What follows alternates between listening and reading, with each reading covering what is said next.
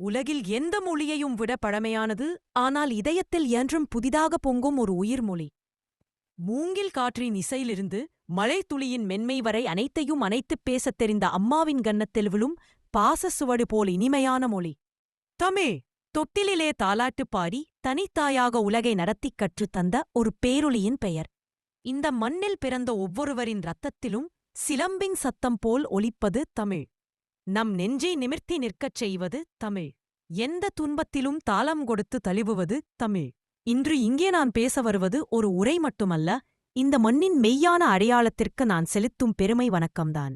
ஆகையால் இந்த உலகம் எதை மறந்தாலும் நான் மறக்க மாட்டேன். எந்த மொழி உச்சத்தை எத்தினாலும் நான் தாழ் மாட்டேன். ஏனென்றால் என் இரத்தத்தில் ஓடுவது தமிழ். பேசும் ஒவ்வொரு முறை என் ஆன்மாவே எழுச்சி பெறச் செய்வது தமிழ்.